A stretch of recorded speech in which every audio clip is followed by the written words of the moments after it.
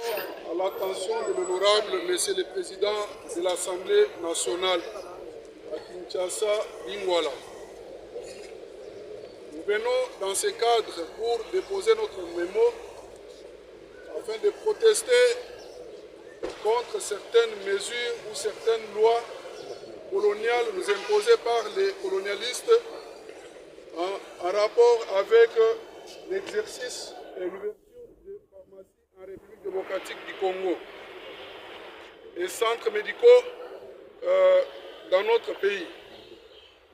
Je m'en vais vous livrer le contenu de ce message ou du mémorandum que nous venons de déposer tout à l'heure au bureau du président, de l'honorable président de l'Assemblée nationale et de l'honorable président du Sénat. Concerne demande du retrait de la décision numéro 0365 ACR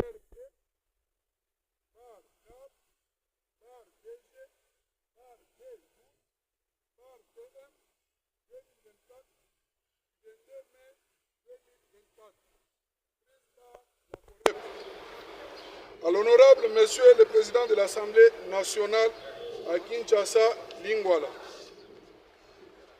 Le présent mémorandum s'articule autour de l'historique des pharmacies en République démocratique du Congo, le contexte social et les exigences de la COREP.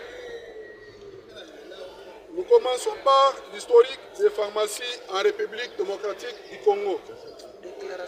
De 1958 jusqu'à 1978, il n'existait pas de pharmacie en République démocratique du Congo, si ce n'est que dans les hôpitaux et les pays n'avaient qu'un seul dépôt pharmaceutique qui distribuait les médicaments dans les hôpitaux.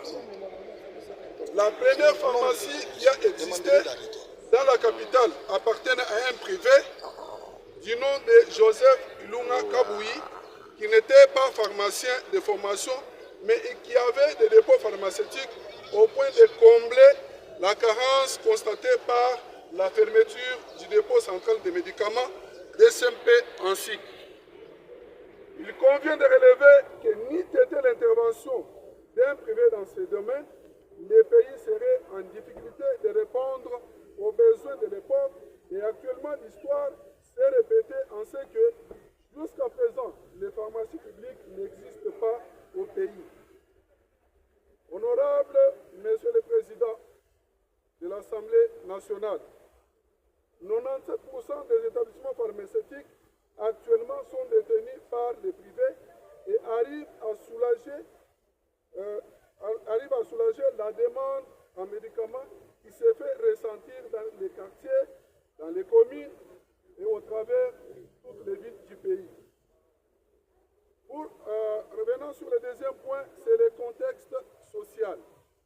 Honorable Monsieur le Président, après une réflexion approfondie, il se dégage que l'accessibilité sur les produits pharmaceutiques et la distribution dans tous les coins de la République démocratique du Congo sont guidés par l'apport indispensable des établissements pharmaceutiques privés, qui du reste ne fabriquent aucun produit pour une quelconque maladie, mais plutôt ceux qui sont passés sous le contrôle de l'État à travers ces services. Et donc, la population congolaise ne souffre de l'indisponibilité de produits pharmaceutiques suivant les ordonnances médicales. Il convient de relever que d'après l'annuaire de l'ordre des pharmaciens en République démocratique du Congo, les pays ne disposent que 1166 pharmaciens et vu ce nombre insuffisant à ce jour, vouloir empêcher le fonctionnement des établissements pharmaceutiques privés serait condamner la population à une mort certaine, ce qui n'est rien d'autre qu'un crime contre l'humanité. Les exigences de la COREP. Quelles sont les exigences de la COREP? Honorable Monsieur le Président, les propriétaires des établissements pharmaceutiques que nous sommes, les établissements pharmaceutiques privés que nous sommes, se révèlent aujourd'hui comme des acteurs indispensables dans la survie des populations congolaises, ce qui nécessite un accompagnement spontané de l'État congolais. Dans cette décision numéro 0365, barre ACRP, barre KB, barre DG, barre D12, barre TM 2024, du 22 mai 2024, le directeur général de l'autorité congolaise de la réglementation pharmaceutique, ACOREP, ainsi veut procéder à la fermeture des établissements pharmaceutiques privés qui n'auraient pas respecté les exigences d'octroi des autorisations d'ouverture et de fonctionnement des établissements pharmaceutiques. Parmi les conditions imposées par la COREP, il faut impérativement engager un pharmacien assistant, un assistant en pharmacie. Matériellement, il est impossible de répondre à ces exigences pour des raisons.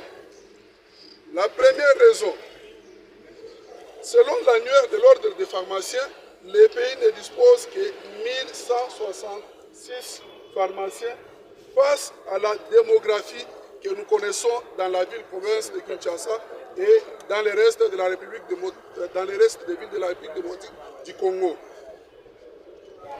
Les budgets des établissements pharmaceutiques privés, en grande partie, n'atteint même pas 10 000 $ de capital.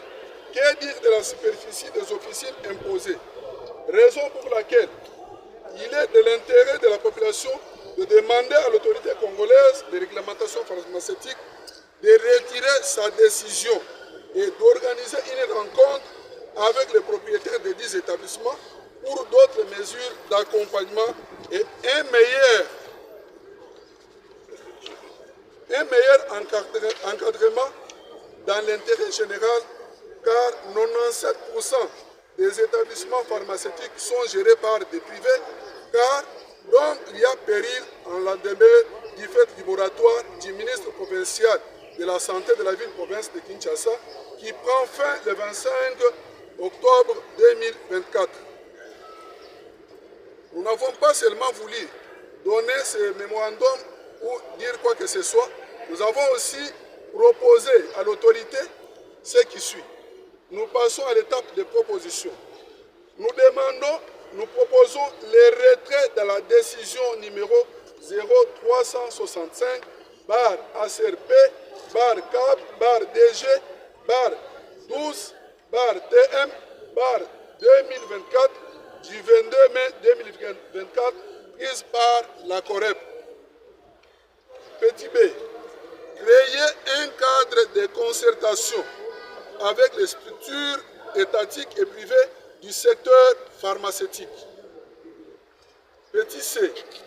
Révisitation de l'ordonnance numéro 27 du 27 mars 1952 sur l'hygiène publique et la loi numéro 91 par 018 du 30 mars 1997 créant l'ordre des pharmaciens en République démocratique du Congo ainsi que la loi 4, toutes les normes qui martèlent que l'office doit être la propriété personnelle d'un pharmacien ou d'un groupe de pharmaciens.